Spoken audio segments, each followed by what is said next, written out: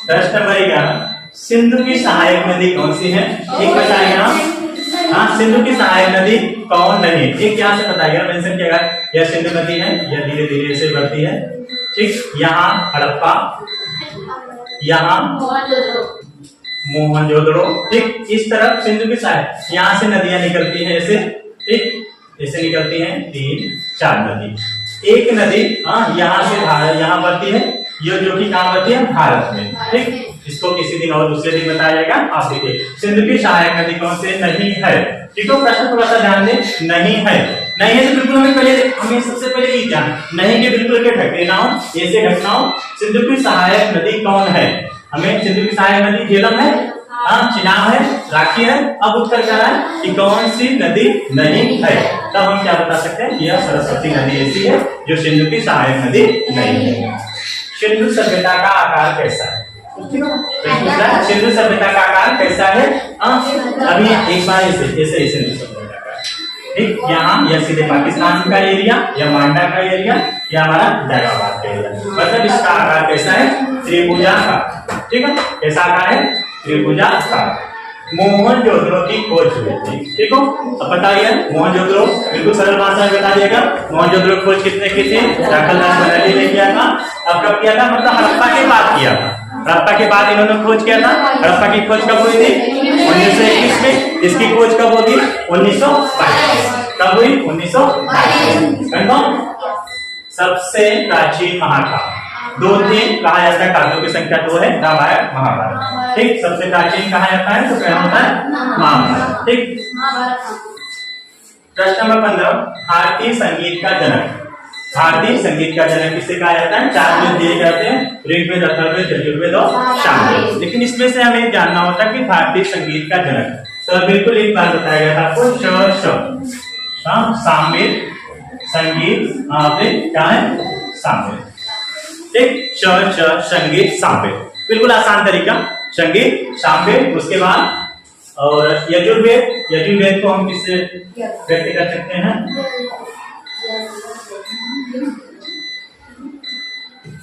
ठीक, यजुर्वेद को हम यज्ञ से, जिसमें यज्ञ की चीजें दी हो वह यजुर्वेद। संगीत सामवेद, संगीत सामवेद। और सीधे और क्या है आपका? ऋग्वेद। ऋग्वेद में सीधे देवी देवताओं से संबंधित है। और जब एक ही बचता है तो हमारा कौन सा? अथर्ववेद। अथर्ववेद में सीधे जादू टोनों से संबंधित जो चीजें हैं, अगर आपके पास भगवान है भूत प्रेत जरूर होंगे। ठीक, चीजें दोनों दी गई हैं, एक में भगवान से संबंधित है, जिसमें भूत प्रेत मतलब तंत्र मंत्र की विद्याओं का वर्णन किया गया है। बाकी इसमें सामवेद संगीत से संबंधित है, यजुर्वेद इसमें यज्ञ। आगे प्रश्न नंबर 16, हड़प्पा कालीन नर्तकी की प्रतिभा की माप है। यह कभी कभी होता है 9.5, यह किसी किताबों में देता है, लेकिन यह बिल्कुल सही नहीं। सबसे बढ़िया माना गया है इस मानव को बिल्कुल 10.5 सेंटीमीटर। ठीक, इसके मतलब सबसे पहले कांस्यकालीन जो सिंधु घाटी सभ्यता थी उसमें कांस्यकालीन यह मूर्ति मिली थी, एक नर्तकी की मूर्ति मानी जाती थी। किसकी? नर्तकी की। ठीक, आगे देखें क्वेश्चन नंबर 17, जिस कार्य का विवरण उपलब्ध, सीधे का विवरण मतलब समझ रहे हैं, जिसमें चीजें लिखी गई हो कि आपको कहता है ना कि अपने बारे में विवरण लिखिए।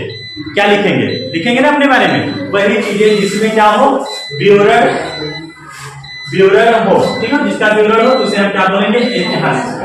ठीक, ऐतिहासिक मतलब इस तरह की चीजें जिसमें हम लोग चीजों को वह समय जिसमें वह सभ्यता या वह काल जिसमें चीजों को पढ़ा गया और उसके लिखित साक्ष्य भी मिले। ठीक है ना। प्रश्न नंबर 18, प्रसिद्ध पुस्तक इंडिका के लेखक हैं, कौन है? मेगास्थनीज।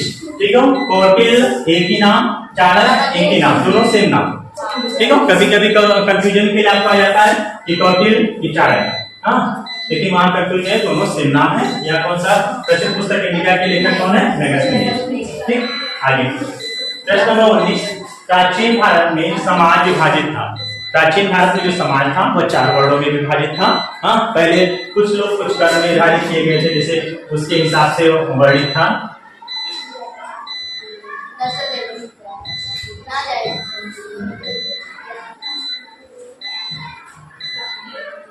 उसमें निर्धारित भाग में जैसे कि सबसे पहले हम लोग इसे कर्मों के आधार पर पहले निर्धारित किया गया कि जो पूजा पाठ कराते तो पुरोहित कहलाएंगे, जो युद्ध करते तो वे क्षत्रिय कहलाएंगे, जो व्यापार करते तो वैश्य कहलाएंगे।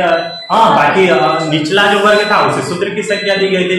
अर्थात कहा जाता है कि प्राचीन भारत में जो समाज था हमारा कितने वर्गों में था, 4 समूहों में वर्णित था। ठीक, उसके बाद क्वेश्चन नंबर 29 की तरफ चलते हैं। प्रागैतिहासिक मानव का भोजन क्या था?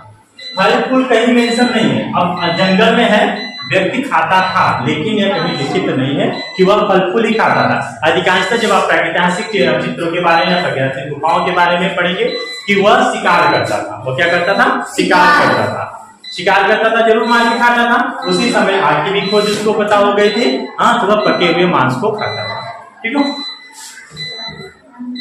क्वेश्चन नंबर 21, सिंधु घाटी सभ्यता थी।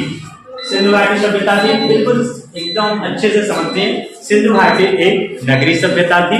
वहां बहुत से बड़े बड़े अन्नागार मिल गए थे, बड़े बड़े महल मिल गए थे, मूर्तियां मिल गई थी। हाँ, पानी बहने की बहुत सुविधाजनक एक स्थान मिला था, जिसे नालियों के माध्यम से पानी बहता था।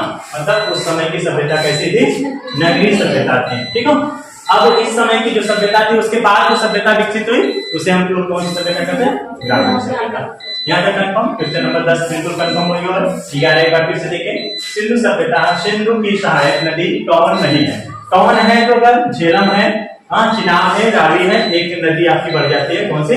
सतलज नदी बढ़ जाती है। हाँ, यहाँ पर पूछ रहा है कि कौन नहीं है। कौन नहीं है मतलब सरस्वती नहीं है। सिंधु सभ्यता का आकार है, सिंधु सभ्यता का आकार है, यह त्रिभुजाकार है। कैसा है? त्रिभुजाकार है।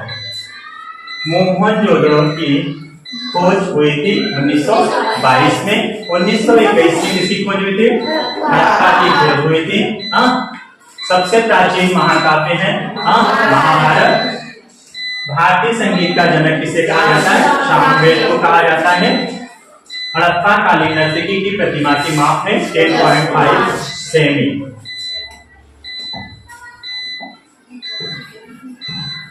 ठीक, 10.5 सेमी। जिस काल का विवरण उपलब्ध हो, ठीक है, जिस काल का क्या हो? विवरण उपलब्ध हो, हाँ, उसे क्या कह सकते हैं?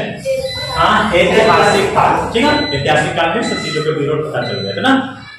आगे देखेंगे हम इसमें जब कभी कभी होता है ना, काहे की सही हो, थोड़ा सा आप समझिए कि थोड़ा सा प्रयास करें। पूर्व पाषाण क्यों नहीं सही? क्योंकि उस समय इतिहास से संबंधित जानकारी की सिर्फ विवरण पूरी तरह से नहीं मिला, सिर्फ मिला था कि हाँ कुछ चीजें थी। जैसे ही नवपाषाण काल वही से संबंधित हो, और पूर्व पाषाण काल नवपाषाण काल हो, ये तो प्रागैतिहासिक पूरा सिस्टम है हो गया। हाँ, ये कौन सा है? ऐतिहासिक काल। प्रसिद्ध पुस्तक इंडिका के लेखक कौन थे? मेगास्थनीज। हाँ, उसके बाद प्रश्न नंबर 11, प्राचीन भारत में समाज विभाजित था कितने वर्णों में? 4 वर्णों में था। हाँ, जिसे पहला क्या कहा जाता था? पुरोहित को ही हम कहते थे ब्राह्मण। हाँ, जो सेकेंड हमारा था, यह फर्स्ट, सेकेंड क्षत्रिय। हाँ, जो थर्ड था वैश्य, उसके बाद आयती, उसके बाद शूद्र। ये इन 4 वर्णों में इस समाज का विभाजन किया गया था। 20 क्वेश्चन नंबर 20, प्रागैतिहासिक मानव का भोजन क्या था? प्रकार मांस। अगर कभी कभी होता है एक ऑप्शन और आ सकता था, हाँ, दूध के अलावा नहीं।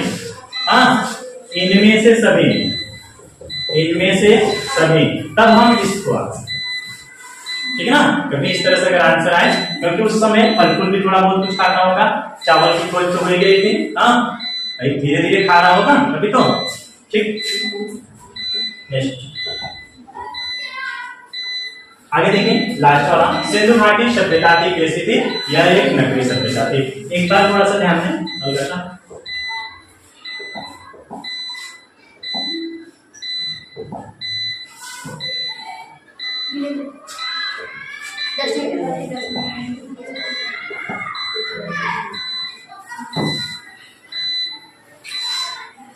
जब उसमें थोड़ा सा मेंशन किया गया कि वो सभ्यता मतलब कि थोड़ा सिंधु घाटी से ज्यादा प्रश्न हो, 2 मिनट बस टाइम दें, 2 मिनट में बिल्कुल क्लियर हो जाए कि हाँ।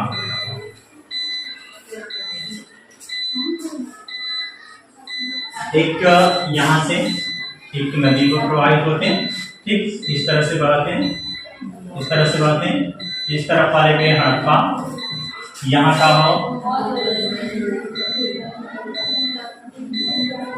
मोहनजोदड़ो। ठीक, अब देखिए यहाँ से यहीं से भारत का मैप पा, थोड़ा सा ना हल्का ध्यान नहीं भाई। हाँ, यहीं से भारत का मैप पा। ठीक, देखिए किसी दिन अब यहीं से एक सिंधु नदी पर यहाँ वाले से ही इस तरह से, ठीक ना, यहाँ से ये 4 नदी बहते हैं, ये के नाम कहा जाते हैं। कौन कौन से होते हैं?